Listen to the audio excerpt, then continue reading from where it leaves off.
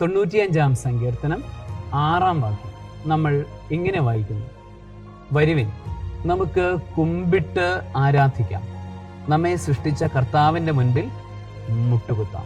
വരുവിൻ, നമുക്ക് അവിടുത്തെ കുമ്പിട്ട് ആരാധിക്കാം, നമ്മെ സൃഷ്ടിച്ച ദൈവത്തിന് മുൻപിൽ നമുക്ക് മുട്ടുകുത്താം.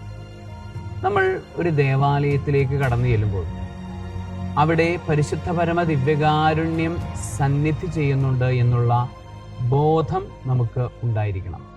ആ ബോധം നമ്മളിൽ ഉണ്ടെങ്കിൽ അത് നമ്മളെ അവിടുത്തെ ആരാധനയ്ക്ക് വേണ്ടി നമ്മളുടെ ഹൃദയത്തെ പ്രേരിപ്പിക്കും. നമ്മൾ എങ്ങനെയാണ് പരിശുദ്ധ ദിവ്യകാരുണ്യത്തെ ആരാധിക്കുന്നത്? അവിടുത്തെ കുമ്പിട്ട് ആരാധിക്കണം. നമ്മൾ ദേവാലയത്തിലേക്ക് എത്തുമ്പോൾ നമ്മൾ കുമ്പിടുന്നത് ഈ ഒരു അനുഭവത്തിന് വേണ്ടിയിട്ടാണ്. ചിലരൊക്കെ സാഷ്ടാംഗം പ്രണാമം ചെയ്ത് അവിടുത്തെ ആരാധിക്കുന്നു.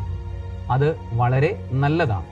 ദേവാലയത്തിലെത്തുമ്പോൾ അവിടുത്തെ സാഷ്ടാംഗ പ്രണാമം ചെയ്ത് ആരാധിക്കുന്നു. പൊതുവായുള്ള ഒരു സദസ്സിലല്ല, അല്ലെങ്കിൽ സഭ മുഴുവനും പ്രസന്റ് ആയിരിക്കുന്ന സമയത്തല്ല, മറിച്ച് വ്യക്തിപരമായി ഒറ്റയ്ക്കൊക്കെയാണ് നമ്മൾ ദേവാലയത്തിലേക്ക് കടന്നു ചെല്ലുന്നതെങ്കിലും സാഷ്ടാംഗ പ്രണാമം ചെയ്ത് നമ്മുടെ ജീവൻ മുഴുവനും സമർപ്പിച്ച് നമുക്ക് അവിടുത്തെ ആരാധിക്കാവുന്നതാണ്. സങ്കീർത്തകനോട് ചേർന്ന് നമുക്ക് അവിടുത്തെ കുമ്പിട്ടാരാധിക്കാം. ദേവാലയങ്ങളിൽ പോകുമ്പോൾ നമുക്ക് അവിടുത്തെ കുമ്പിട്ടാരാധിക്കാം. സർവശക്തനായ ദൈവം, പിതാവും പുത്രനും പരിശുദ്ധാത്മാവും സമൃദ്ധമായ ദൈവാരാധന കൊണ്ട് നിങ്ങളെ അനുഗ്രഹിക്കുമാറാകട്ടെ. ആമേൻ.